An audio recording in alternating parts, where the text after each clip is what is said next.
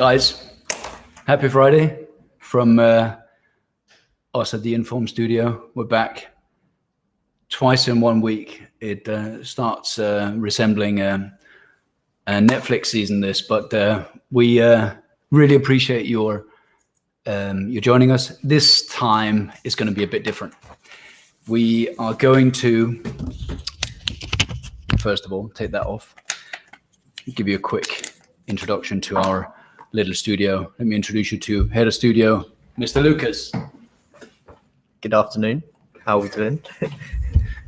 There we are. It's a team effort. All questions and control of the cameras is in the hands of Andy Lucas.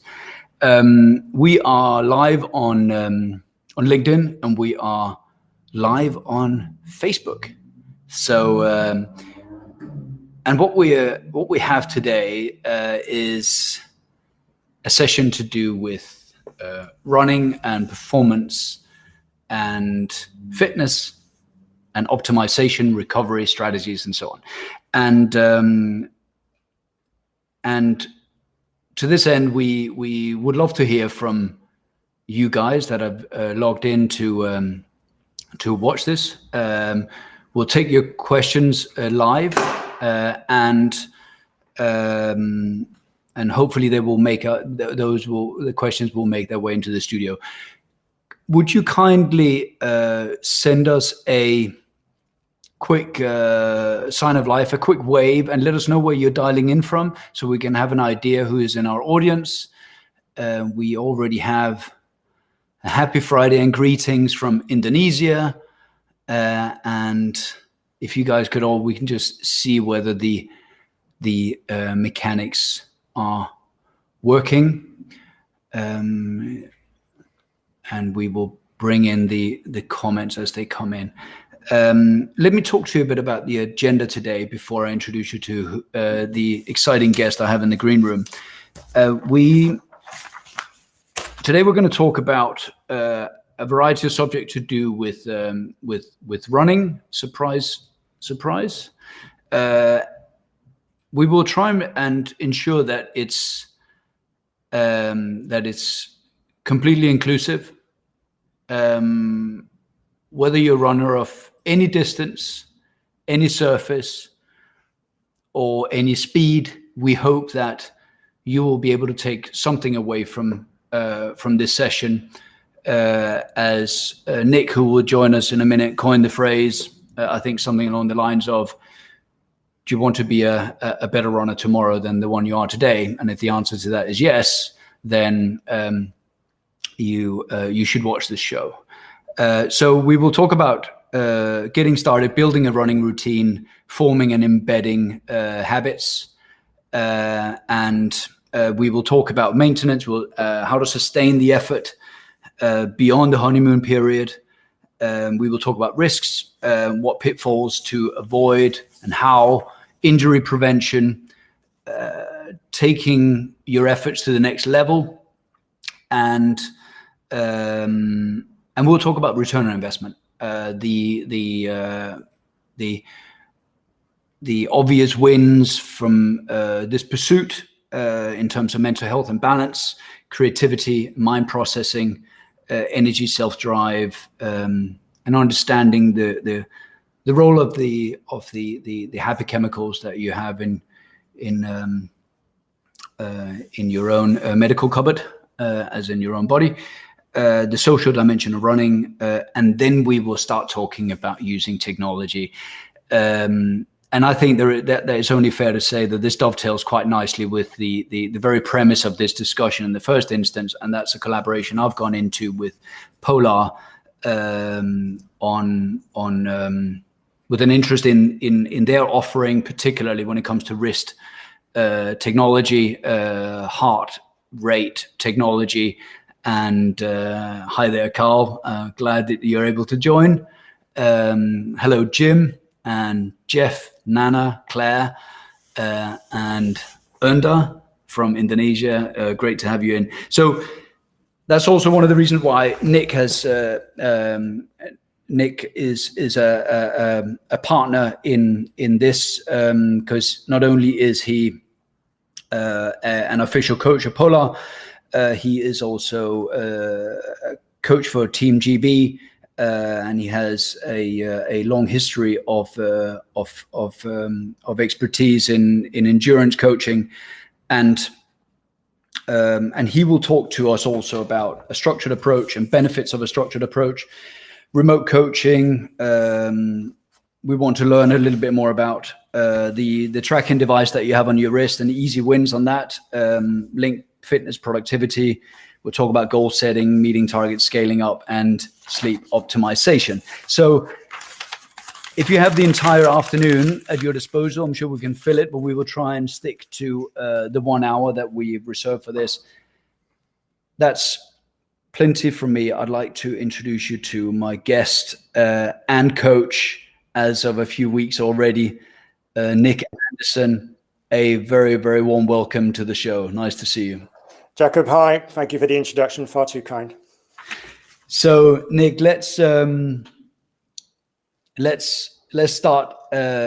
easy. First of all, in order to make this,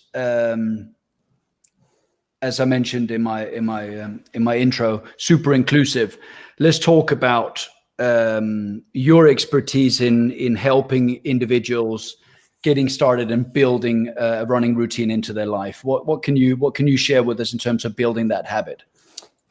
Well, thank you. I think the key for most people, and certainly at the moment, there's loads of people getting into running, perhaps for the first time, because the environment and lockdown and so on has meant that people are out running. They're not at the gym, perhaps, like they were. But the early weeks are really all about building very sensibly, and knowing how to do that is not an easy thing. If you think about kids at school, and years ago as a PE teacher, you'd send people around a field to go for a run as part of the warm-up for a PE lesson. To be honest with you, everyone just sprints off really hard, and they're all panting within 30 seconds, and it's a process of who pants the least and gets back first. That's the winner. And adults are exactly the same. They go off too hard, do too much, too far, too soon. And I'm always saying to people at the very beginning, look, running isn't painful. People say, oh, it's really tough in the early weeks, and it does get easier. If it's really tough, actually, you're trying to do too much, too far, too soon. And you'd be much better to slow right down, walk, run.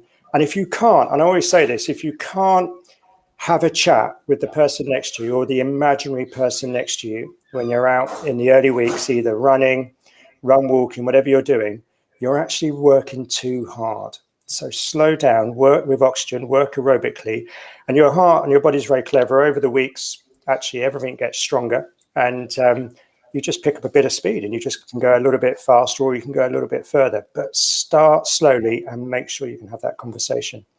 If you're completely out of breath, you're working too hard. And one of the things that, I mean, admittedly, I'm firmly in the category of an age category runner. So a lot of the individuals that ask me about running tips are my own peers, age-wise, or maybe slightly younger, maybe slightly older. But I've always sort of gone on the mantra that when you start running, your heart and lungs adjust much quicker than your biomechanics. So your knees and feet and hips and back, and you can develop some early enthusiasm for not feeling out of breath so quickly, and you get tempted to scale up your distance much earlier than perhaps you should. Does that resonate with you? I think so.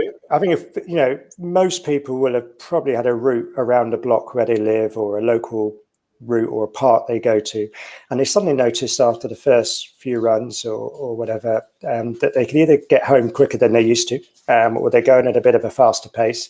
And that was exactly the same for me. I started running when I was 9-10 years old. I'd run around the estate, around the block. This is a long time ago. I used to look at the kitchen clock, run out the door, and come in through the front door and look at the kitchen clock again. And if I wasn't faster on every run, I wasn't achieving anything. How can I be improving if I'm not faster? But that's actually not how human physiology grows. That's not how we develop as a runner or as an athlete in any way. It takes time, and you have to be patient. And there's a process of the body and the cells developing and growing, and you just become gradually fitter. But you would be much better to go out and do it at a conversational pace. I didn't. I went out and hammered it. And the danger is then that your body is getting fitter internally, but particularly at my age or whatever, you're kind of a vintage car, and things fall off, and your muscles, your tendons haven't grown yet. So the injuries come along. You've got to get strong at the same time as developing your heart and lungs. Let's talk about forming habits, because I think running has had a bit of a renaissance on the back of the last year that we've been through.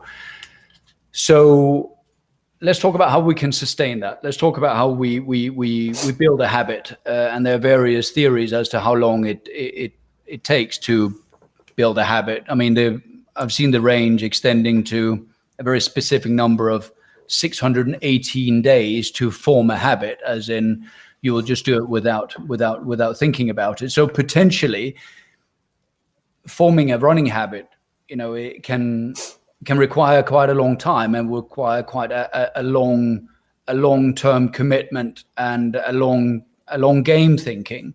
So let's look at the current pandemic, and it's a lot of people have gone out to run, and now in the UK at least, things from next month are looking to ease up. So you may be allowed back into gyms and so on and so forth. So we like to keep people running. So let's talk about how we can sustain that habit. If we can say the pandemic has been a catalyst for creating more runners. We want to keep them in the fold. How can you advise our viewers on sustaining this type of running habit? Well, I'm hoping people have fallen in love with the really simple human movement, which is leaving the front door or wherever you are and going outside and enjoying the countryside and enjoying the environment you're in.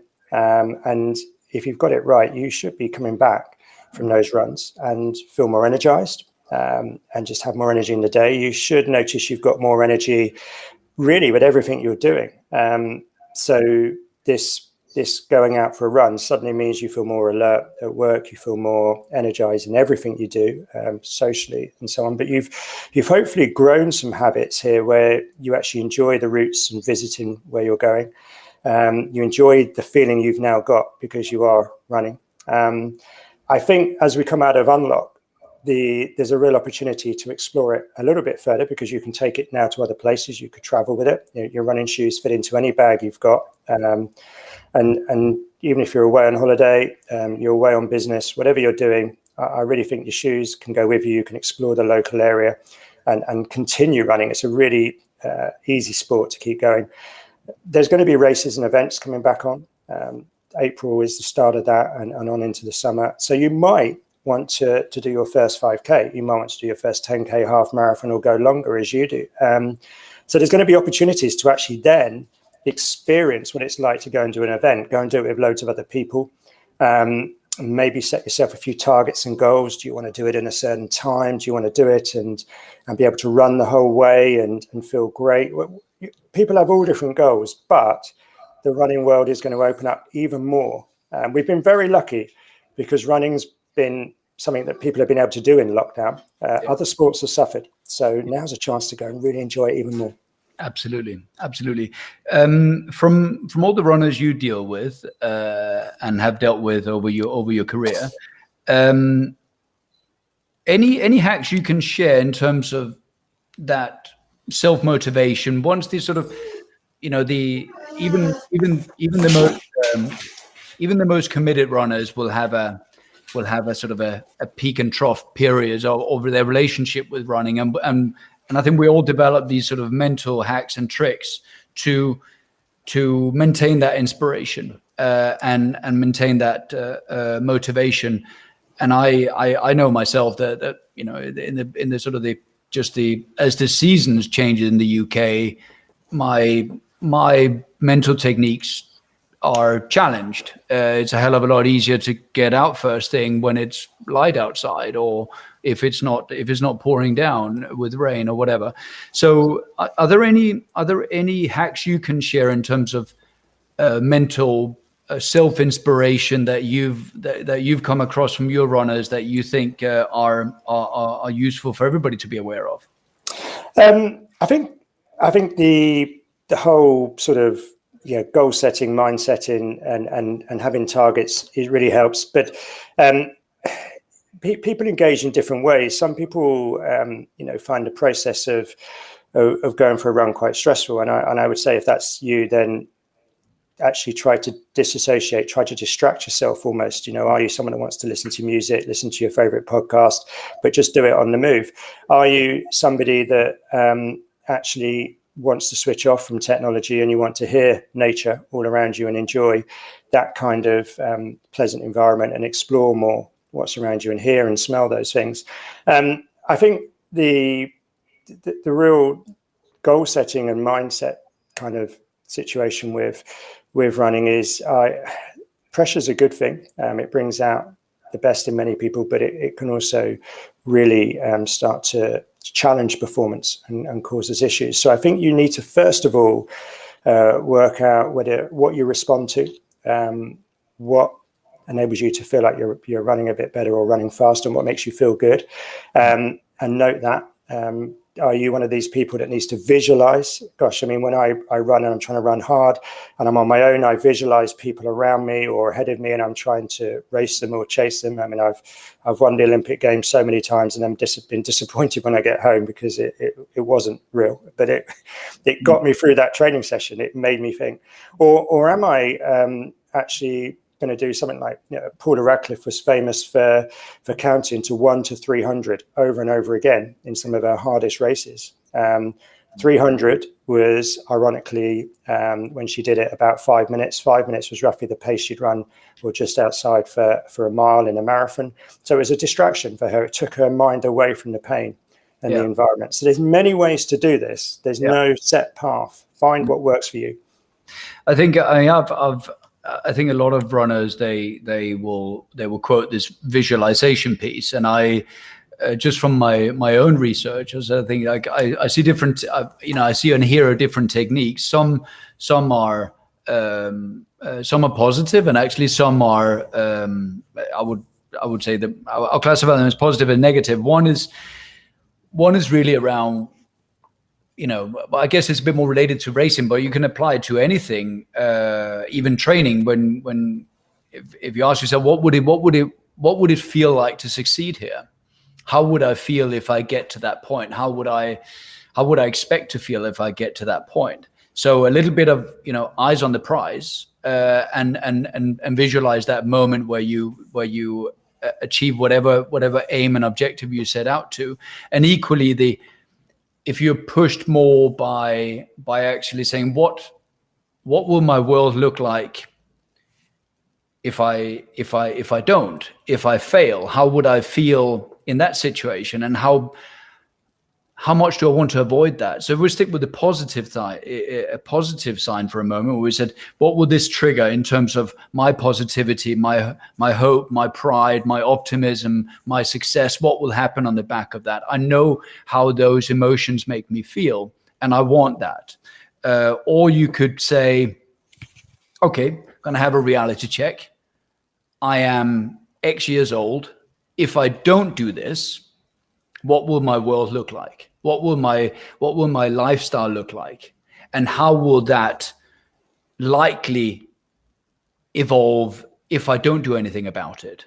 So I think whatever works for you. I think I'll be more drawn to the positive one, but I would say find out which one will get you off the couch the quickest.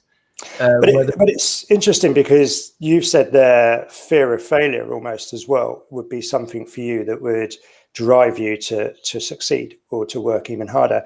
But for some people, fear of failure is the very reason why they actually then don't want to partake in something. It's so you have to then say, well, okay, I've identified that. For me, fear of failure might have been, well, actually, yeah, I agree with you. I want to get out and prove that I can do this. And I was very competitive. So I would either be wanting to try and beat people, or I'd be wanting to run certain times or achieve certain distances.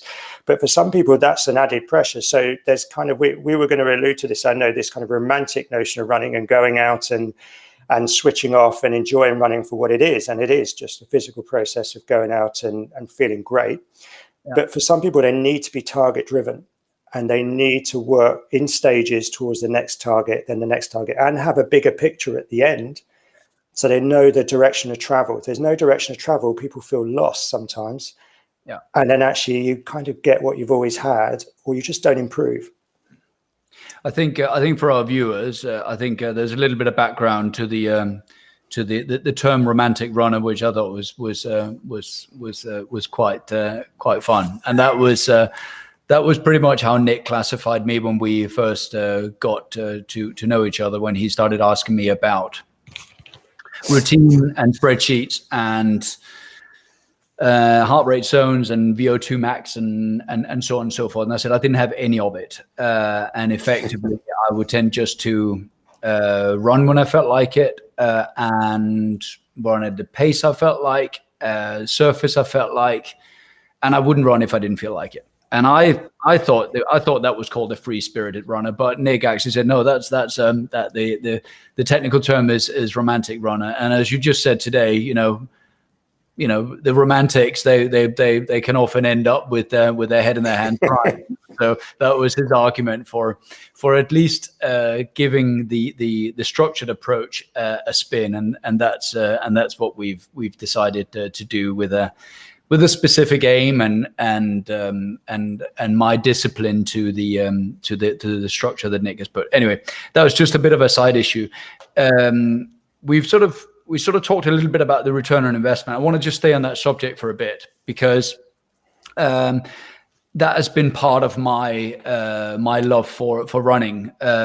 Is actually contrary to what we've just discussed, and perhaps the impression that our viewers got that I'm in it for the podium. I'm in it for beating others. I none of that. It's very rare I get anywhere near the podium unless there's a fluke. And I generally speaking, what I've enjoyed about the running community is actually the inclusiveness and the people, and not to say that you can't set out to beat your friends. Absolutely you can, but that's never been my driver. But I get the point that you find mental tricks that will inspire you to push on. Anyway, just on to mental health and balance. That's been a huge it's been a huge aspect for where running fits into to my world. Running is your business, Nick, so you probably don't necessarily quite look at it that way, but does that resonate with you, that a lot of your experience with runners is that's where they get the biggest bang for buck?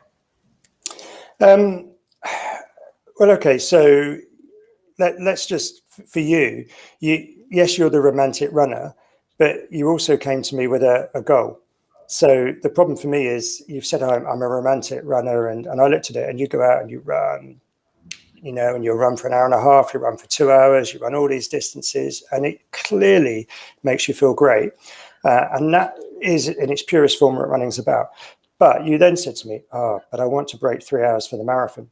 And that's when I've had to say to you, okay, hang on a minute. If we carry on running the way you are, I think you're going to be able to carry on being this romantic runner, and it's going to go really well. But you're not actually training to the goal you've got. So we've got to now start to put things into the training, and some things which are going to train your body to become efficient at running at sub 3 hour marathon pace for 3 hours. Yeah. That's now a completely different goal. And that is some pressure, but it's also requires us to slightly change your physiology. It requires us to change the way the body adapts. So we've got to put some different training things into the plan now, and some markers in there which are going to get you ready to achieve that. So it's a very different thing. So yes, I think if you'd gone to your marathon in the future as a romantic runner and aim for sub-3, but never train for sub-3, if you're exceptionally talented or you're lucky, you might get away with that. But most of the time you're going to fail at a really tough target like sub-3. And that's when the romantic runner's got their head in their hands at the side of the road. Oh, it's not working. But actually, really, you just haven't trained specifically. It's not you've got to make things specific. And then, so look at the end goal, and I always work back. Yeah.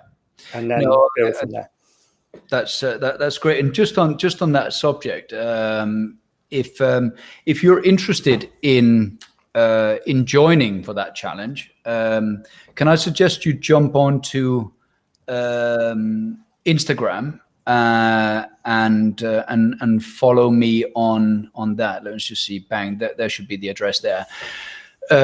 Because what I'm doing there is trying to daily, or try to stick with daily, give some updates on what we're going through there in terms of the structure that Nick has put in place, and it's and I hasten to add that this is whether your objective is to do a sub-3 by a certain date is largely irrelevant. This is about improving, and it's about embracing the idea of a structured approach to improving. So you don't need to follow it to the T, but I think it's a good line of sight on what it could look like in terms of moving your own improvement degree by degree. So if that sort of stuff floats your boat, then join on to us on Instagram, and you can litter me with questions there. If I can't answer them, I'll relay them to Nick, and yeah, we'll like to get as many people involved as possible. So that's great. I'd like to touch on technology, because ultimately, as what we can see there on your chest, you're representing Polar, and they are one of the first wrist tech company to introduce the idea of running according to heart rate metrics. So I want to stay on that for a bit, because I know it's also something that you have a lot of knowledge on. You've touched already on a structured approach to improving running. That's fine, and obviously data is a fundamental part of achieving that. Let me ask you a little bit about how you actually work as a coach with your runners, effectively harvesting data off their wrist watch from where they are. Okay, so I've got some who are mega into their data and would send me their sleep data, their training data every day for everything they do. And I would actually soon become a little bit bored. But of course, a lot of it can be really relevant. So if they're a very data-driven type personality, then I think I will look at that and go on that journey with them a bit more and start to get them to look at what they're really seeing. Because a lot of people have got data, but don't necessarily understand perhaps what it's telling them. Or actually, as well, by the time they've put all of their technology stats onto something like Polar Flow, onto Strava, then they've watched what everybody else is doing, the data can even become a bit of a pressure. So we need to look at, with that person, is, first of all, what's the data telling us about their health, their recovery, which is really key, and then the fitness building towards what we're doing. And all of those are the markers we're looking for within the data. But of course, there are people out there that don't use data very much, and probably haven't thought about it, but are the very people that say to me, I just run for fun. I'm a fun runner. And I said, that's great. So what are you planning to do? Have you got any ideas? And they said, well, yeah, I am actually doing a half marathon, or I am doing a 10K, or I've got this coming up. I said, oh, great. So you're just going to run for fun on the day? And they say, yeah, I am. And then as they finish that, they suddenly say, but I'd like to do it in under 60 minutes for the 10K, or I'd like to break 2 hours for the half marathon. At which point I say, right, hang on a minute, that's a performance goal. You've suddenly told me you want to be a better runner tomorrow than you do today. So you are a performance athlete. And at that point, we do need to start to maybe consider a little bit of data. Are you working in the right training zone? So are your easy runs easy? How could we measure that? Are you doing some harder runs in the week, but in the right zones towards the events you're training for? So we can measure that with the device. Yeah. If you're always tired, why are you always tired? It might be you're training too hard, too often, going too far. It could be, though, you're not sleeping well. It could be you're not recovering between the sessions very well. So that the data can easily tell us that if we look. And I think most of the time, I still feel you look at the way you feel, and understanding the way you feel is the most important thing. So your perception of effort, your perception of energy, that's really the key thing. Yeah. But this backs it up. Yeah. And then sometimes this shows you the little gems that as you start to dig, you notice other performance gains, the marginal gains, and they all start to add up. And that is where we notice at a performance level the mistakes people are making, or the areas where we can really make some improvement. Let's just jump to to some of the questions that come in, because I think some of the recent ones that have just come in there. Yeah, I think it's we just touched on this, and this is pretty much kind of what I'm caught up in that this is another romantic runner who wants to preserve the fun, but I think we broadly covered this. But maybe a lot of people are caught up in that they've fallen in love with running, whether it's pandemic related or otherwise, and maybe feel that that's not permitted. But I think you've answered that question quite comprehensively. That I think even if it's just a case of saying I want to sustain the fun, I'm enjoying this pursuit. How can I make sure that this becomes something that I can sustain? Because depending on what your age and quality of your biomechanics and so on and so forth, even if you're not looking to improve to win races or to do a sub anything, my argument would be some of the training that you put me on, also now in terms of the strength exercises and the type of running I'm doing, I see the merit of that in a more holistic way. Whether I will ever do a sub 3 is almost, I don't see that as a binary measure of success. Yes, it would be nice, but it's not like I'm going to be. My world is going to fall apart if I don't make that. I'm harvesting a lot of other benefits. So a message for the. Sorry, go ahead. I was just going to say a message for the guys out there that are looking, thinking, I don't want to lose the fun. No, but you want to stretch the fun. You want to be able to sustain a good thing.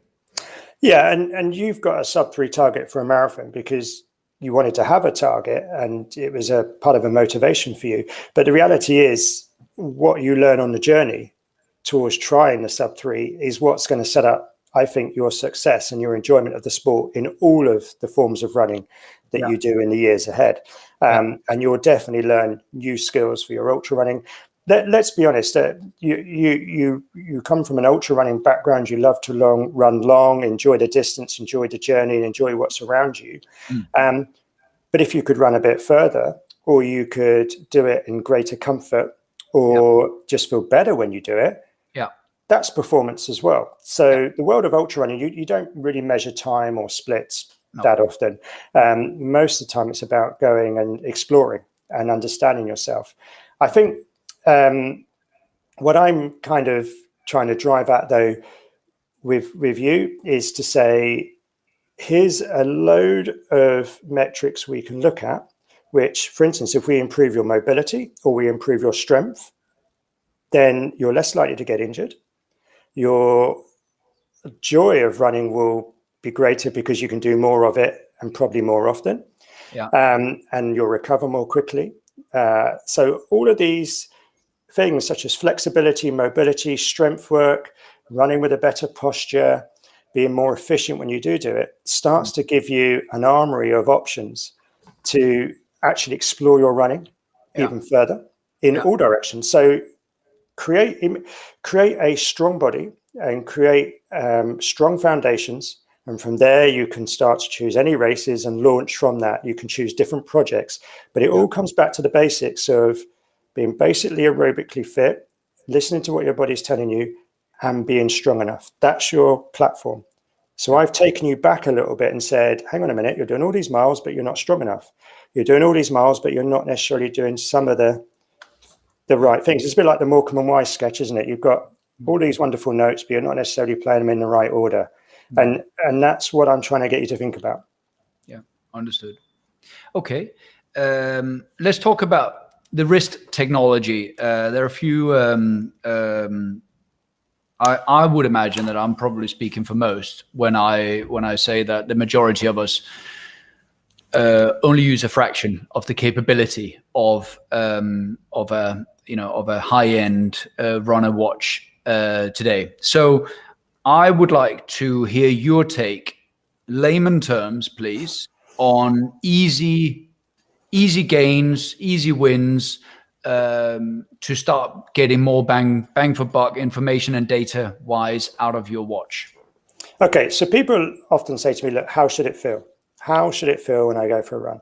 So if you go out the front door and you're doing an easy run, or you're in the early stages of running and you're just building general fitness, or you're serious and this is an easier running day, how should it feel?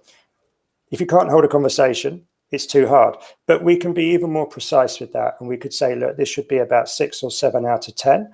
Or we might say, if we're going to be more scientific, it's 60 to 70% of your maximum heart rate, or maybe 60 to 70% of your VO2 max if you've been tested or you're very technical. What this enables you to do is to start to make sure you really are training in the right zone and you're not training in the wrong zones, which then means your training might become what we would call more junk training, or perhaps less effective or less target oriented. So your easy runs need to be easy. And if you had your heart rate zones and you were working in, say, zone 2 or zone 2 to 3, or you were working at 60 to 70% of your maximum heart rate, that's an easy run day. But if the training plan said today you should do some threshold running, 3 or 4 word answer pace in terms of perceived effort, 8 out of 10 roughly, well, that's going to be probably about 80-85% of your maximum heart rate, and you'll be training in perhaps around zone 4 on the watch. And by knowing your zone and also understanding how it should feel and how you should feel, again, you've stopped this kind of junk training or missing the actual margin that you want. You've made the training more precise. You've allowed a bit of science to come in and say, right, I'm now training at the right effort on my harder days and the right effort on my easier days. So that's just 2 examples. And people say, oh, I go out for my long runs and I get really tired and I have to slow down. Well, maybe you were going too hard, so you weren't in zone 2 or 3 when you were doing the long run. Had you had the right breakfast and you weren't fueling? And this will start to tell you all of these areas about fueling along the way as well. So, it will actually know when you're needing your next gel, when you're needing to have better nutrition. It will be able, the more you look at the data, to give you strategies within the run and help you to understand what your body's telling you and what you know. Okay. So much there. So much there, absolutely. And also, my watch seems to be quite opinionated about how well it feels I've slept. Talk me through how that works in principle, first of all, because sometimes I feel I've had a decent night's sleep, but my watch tells me, no, it wasn't good. And then suddenly I'm thinking, nah, I'm actually not feeling too good. So but before I kind of felt my sleep was okay. Well, I would say to you, if you feel your sleep's okay, then try and work with that, because that's what it is. You can't change it once you've woken up. It is what it is. So go with that. But I would look at it and say, okay, I think I've slept well, but the reality is I might not have. And could I improve? Where could I improve it? Because it's telling me that compared to my average sleep rates, I'm perhaps not working through the phases of sleep as well as I should. I'm not spending time in those phases of sleep in a way that my body is optimizing recovery. A lot of people are far more disturbed in their sleep than they realize, or their sleep is much lighter than they realize. It's not sometimes about spending hours and hours and hours in bed. It's about making the quality of the sleep you have that much better. And these will even start to look at things like heart rate variability, which will give you an even greater understanding, if you really want to look into it, into what the real recovery rates are potentially. And it will measure the heart in a way that helps us to understand, are you really recovering? So it's not just about your resting heart rate, it's about other factors that exist there. And that will tell us whether the body's still under stress, or whether the body is actually fully recovered and ready to do the next harder day. So there's a top end sport area and sports science area with this, but there's a general well-being area with it. And I think if you're seeing with your sleep data that your resting heart rate is over the weeks and months coming down a little bit, then your heart is getting stronger. If you're seeing that your sleep is consistent, and you're sleeping for good periods of time and going through the phases of sleep, and these trackers are starting to tell you that the sleep was good and you feel good, then you're probably getting a really good balance between hard training and recovery days. And that's important. Recovery is the biggest thing there. So you train and then you recover, and that's when you get fitter. And we are looking more and more at how we recover these days, because we know most of the things we need to know about training. That's not changed that much in the last 20 years, 30 years. There's a few things, but it's not changed that much. What's changed is the way we now promote recovery and regenerate. And that's the key. So you might be able to run further, you might be able to run faster, you might be able to train harder more often if we improve your recovery. Right. Let's have another look at our questions. We have a specific question from Nana Macaulay. Let's bring it in. See what you think about this one. So what does Nick recommend in terms of fuel during long runs versus threshold runs? In terms of glucose per hour? Wow, okay, this could get technical. Let's let's look at it from the point of view. Your long runs are going to be hopefully run, most of the time your long runs will be run at a very easy conversational effort. And if you're doing that, most of your energy will come from carbohydrate, but also an amount of stored fats that are in the bloodstream, and your body will use that together at the same time. I hope before your long runs, actually, that you do have something to eat. So I hope you've eaten well the day before, and then I hope before your long run, you're having a really good whole grain breakfast of some kind, or something that's certainly full of good carbohydrates that is sustainable and going to work in a complex way. I would hope then that if you maybe go an hour and a half, 2 hours later for your run, you're perhaps, if it's a long run, taking a gel, and it's a long run, you're taking a gel every, 30, 45 minutes, maybe taking on some drink.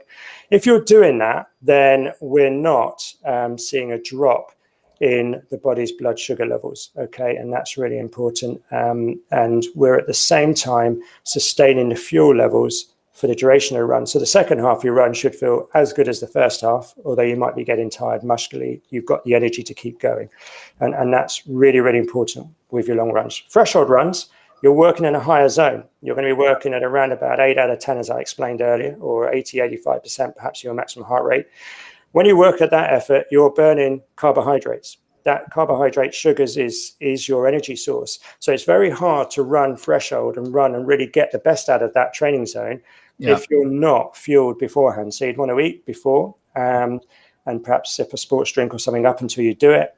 Then go and do the session. If it's a long threshold session, you might even sip a bit or take something during the session, even a gel. But essentially, it's very hard to do a threshold type session fasted or optimize it, do it in the right way. Okay.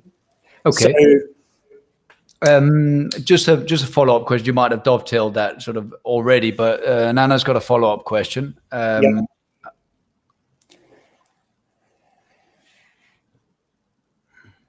So, and can you tell from your watch heart rate whether you need to increase your glucose intake at a given time during a run? Yes. So something like the Polar Grit X, something like the Polar Vantage V2 has fuel-wise built into it, which will start to tell you when it thinks you should be taking your next gel or your next sports drink, when you need to top up your carbohydrate levels on the move.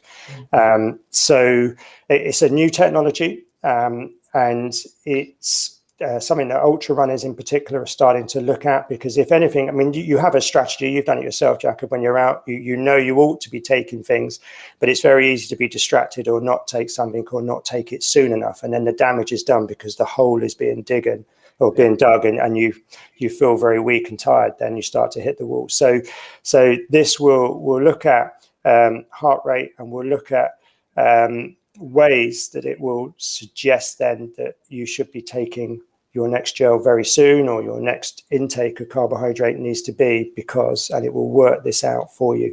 So yes, you can use technology to back up your strategy with that. Let's just stay on the subject. Let's bring Gonzalo in here. Gonzalo is a good contact of mine in Singapore, and he's a triathlete. So I think he's just back from a session in the pool, and it's a nice evening in Singapore. So what's your commentary on his question here? Okay, so do you have a preference between keto, fat adapted, or carbo load? I'm carbo, I'm afraid, and I'm going to say it, and there's people out there that would disagree with me. I understand in the world of ultra running and going a long way, or in the world of real long distance triathlon, so Ironman and beyond even, you need to become better fat adapted. I totally understand that. And even in the world of marathon running, where I do a lot of work with lots of runners of all abilities and some pretty good marathon runners. Yes, being better fat adapted is important, but we can get that from just doing some easy pre-breakfast morning runs. We can get that from doing easy pre-breakfast, for instance, workouts. What I don't think you should be doing is going out and doing really hard, long runs, trying to do hard sessions when you're depleted or you are very low on carbohydrate, because I think the hole it puts you in for the rest of the week in terms of energy and the potential damage to the system, whether it's the immune system, injury risks, or how fatigued it leaves you for days, I think the risks with that far outweigh any potential benefits. So I think you can become better fat adapted by doing some easy pre-breakfast morning runs, but you would be much better to do your key sessions and your big training runs when you have really taken on good amounts of carbohydrate and eaten normally up until that session, so that you're really well fueled and you get the most from that session. I think it's where there's a bit of confusion, I feel sometimes. The fat adapted world and keto, it has a place, and for some people it works very well. But if you look at the world's top 100 marathon runners and so on, very few, if any, would be on a keto type, depleted, no carbohydrate diet. They all eat lots and lots of carbohydrate, but they do run early in the morning before breakfast and stimulate the body in a way that they have become better fat adapted for the lower intensity work. So then when they race hard or they train really hard, and particularly in a marathon for a long time, their body will use carbohydrate, and obviously it will use some stored fats because they've stimulated that system in training. But we know that you've got to get the carbohydrate in, and carbohydrate is not the enemy of the distance runner, it's the friend. Yeah, no, clear. Okay, Nick, do you have any questions for me? I do. Why do you want to run sub-3 for your marathon? Why this dream, first of all, when you've been running so happily, romantically for years? So you're a romantic, and suddenly you want to set yourself this goal. I think it's broadly born out of the maybe, I mean, last year's race calendar was practically decimated, with the exception of probably 2 races in the beginning of the year. This year, I think is a bit anyone's guess. I think there will be some races going ahead, many not. So I think it was a desire to maybe have a little bit of a rethink, set a fresh aim, but also to challenge my own attitude to, am I just creating a narrative that I dislike running against an Excel spreadsheet? Is that just a narrative that I've created to stay on the safe side of running? I think it was a mixture of things that I sort of thought, well, don't knock it till you tried it, and that was what brought me in the conversations I had with Polar, which of course, getting involved with Polar and then distancing myself from everything that Polar stands for just didn't make sense either. And then I thought, well, let's set ourselves a project here. So it will be nice to do. I know many ultra runners have done it just to try it for once, and then maybe go back to what you're doing before, or maybe it opens up another love for running to actually embrace more structure that I've never in my, I've only run for 5 years, but I've never followed a structure. So it was a curiosity more than anything. Do you believe you can do it? It hasn't got to be now, it's sometime in the future, but do you believe you can do it? Absolutely. And why? What is it that tells you that I can run a sub-3 marathon? Where does that? I don't think it's an arrogant thing. I think it's a really interesting thing. What is it that tells you can do it? Because it's a tough thing. You've got to run at close to 7-minute miles for 26 miles, or 4:15 kilometers for 42 kilometers. It's a target. Yeah, I think when I first kind of broke the marathon distance in the woods here in Hampshire somewhere, yeah, I don't know. It just seemed to shift things mentally in terms of what are these numbers, and you have this big, and sometimes I think you can have this mental barrier of breaking these numbers, and it may be that the half marathon is your first barrier. Your marathon is your second major barrier. And I certainly landed in a place when I'd broken that barrier where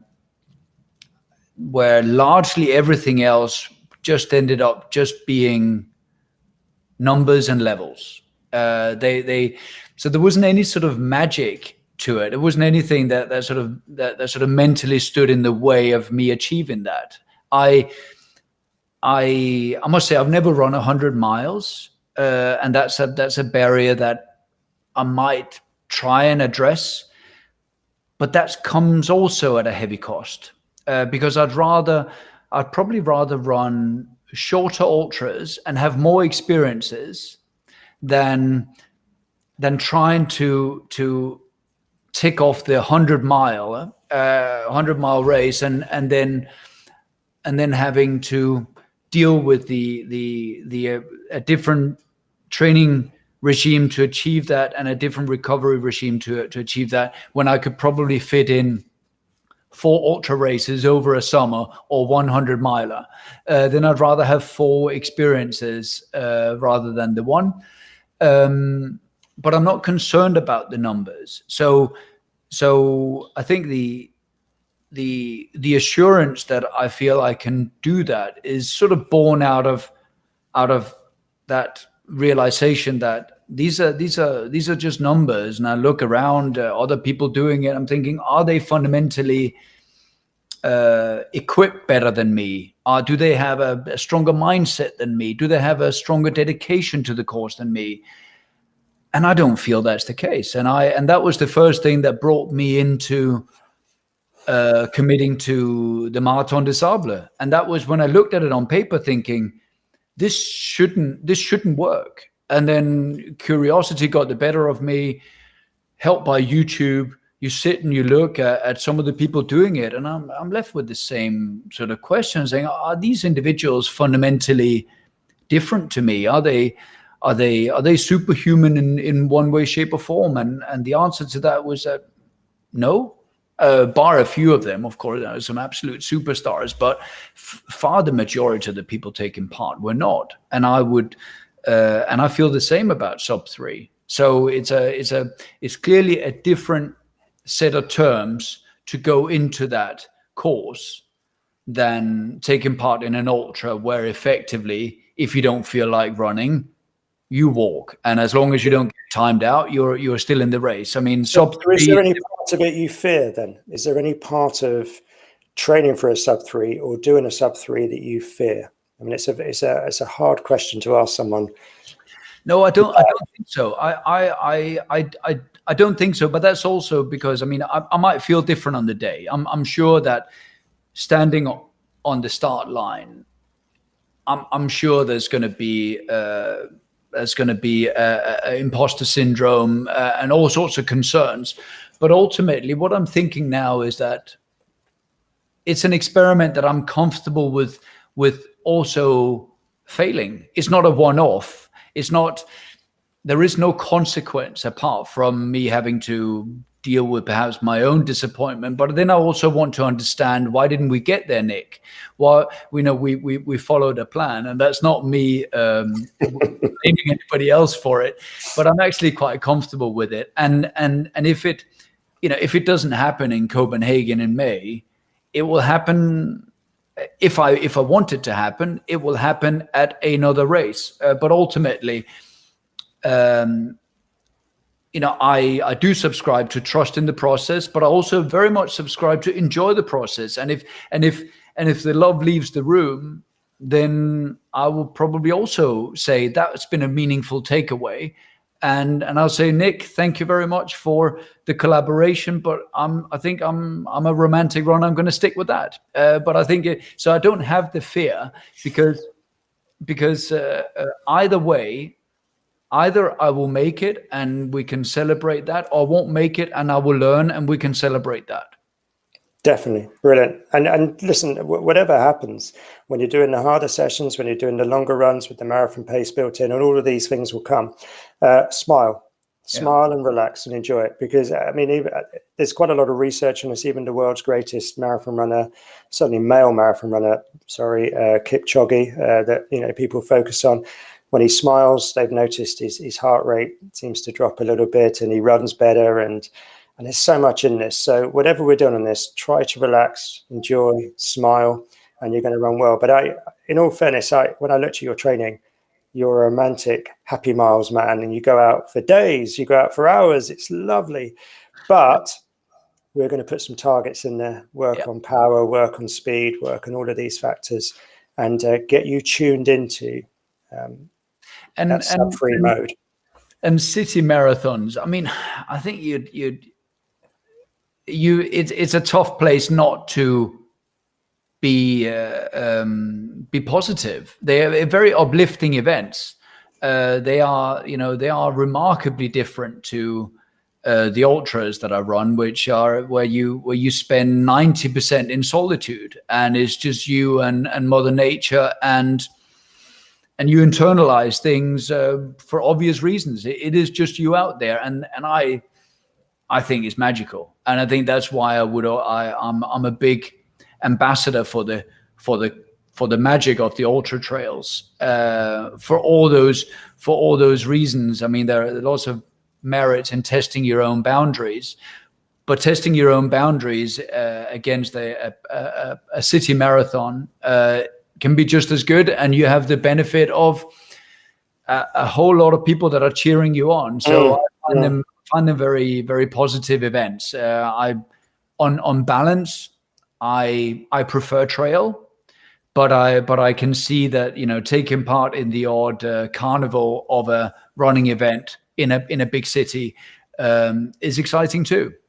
So, yeah, I think having thousands of people around you will completely, hopefully, inspire you. For some people, it adds pressure because you start to run at other people's paces, or you feel that you've got to do it in a certain way, whereas normally you're really happy on the trails.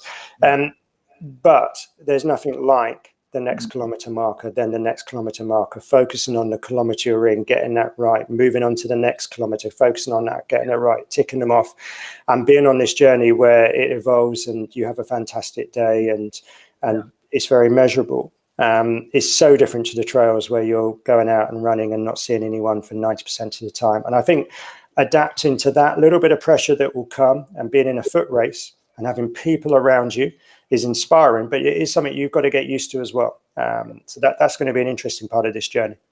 Absolutely, Nick. I'm conscious of time.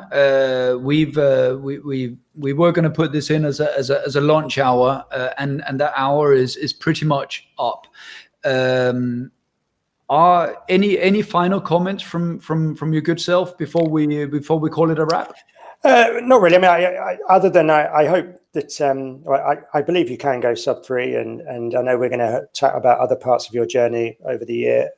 Let's look at the wonderful data you're going to get from your Polar device, and really sort of try to understand on the journey. It'd be lovely to talk more as we go forwards with all of this about the romance of ultra running, sort of slightly changing now into the pressure of a sub 3 marathon. It's a really interesting journey, and I wish you well, and I know you can do it. Thank you very much, Nick, for being generous with your time and your insight. And I hope we can, in a few months' time, get back on here and maybe have chapter 2 of this session. I will ask everybody else just to hang on for a moment we can talk about what's coming up. But Nick, I wish you a great weekend, and I will keep reporting back to you on my progress. Thank you, and we will call it a wrap. So, guys, thanks for lending us again an hour and a couple of minutes of your lunch hour.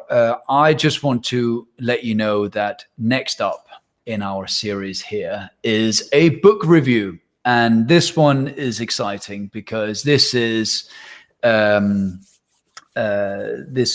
Jack and Javier's book on commodities, and I am in the midst of getting through this on Audible. I'm almost at the end. We will get together with the 2 authors on Friday, so a week from today. We'll get some information out on LinkedIn about this.